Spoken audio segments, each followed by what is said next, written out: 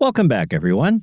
I hope you all enjoyed a peaceful spring break, but it's week 8 of IAH 241G Women Behind the Camera and on Screen, and time now to jump back into our coursework.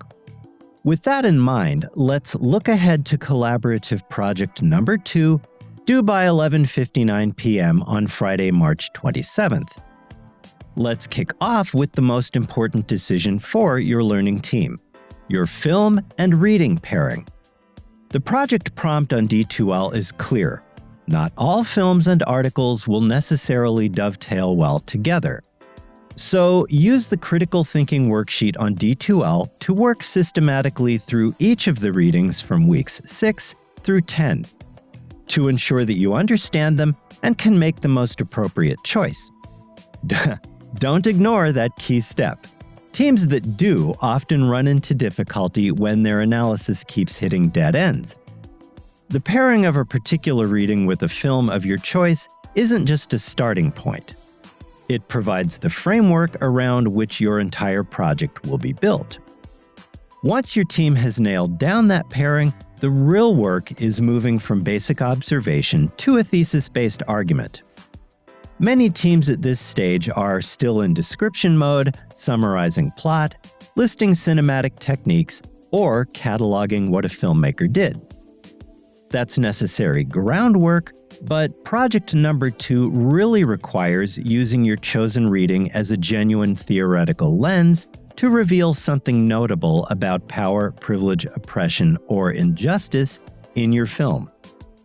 Ask yourselves, what does this particular reading let you see that you otherwise wouldn't perceive without it? That's your argument. Here's a thought exercise to help get the ball rolling. Have each team member independently finish this sentence. Our chosen reading helps us understand our film because it reveals X, Y, or Z. Then compare your answers. The overlap is your team's core claim. Any disagreements show where your team needs deeper discussion before you start building your digital platform.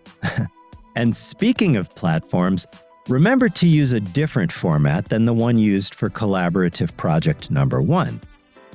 Whether you go with an interactive infographic, a mind map, a flipbook, or a Google site though, your choice should feel intentional, not arbitrary. Think about how the format shapes what your team can say. For example, a mind map is well suited to showing interconnected ideas about power dynamics across a film.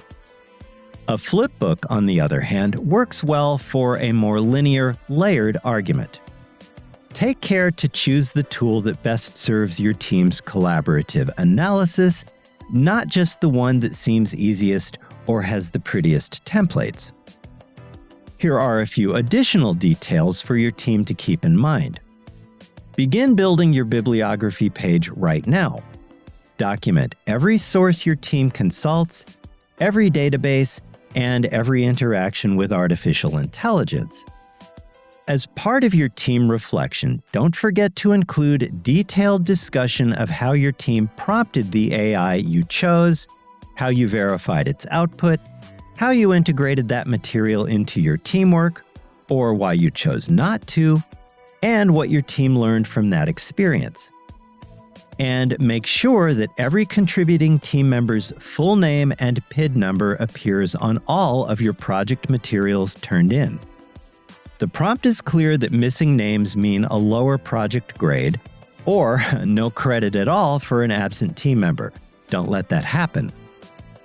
Finally, your team reflection should be an analysis of your collaboration, the decisions you made, your friction points, and what your members will do differently as you move forward together toward collaborative project number 3. Begin documenting all of that now while everything is fresh, and avoid just summarizing your collaborative process. Remember, March 27th is coming fast.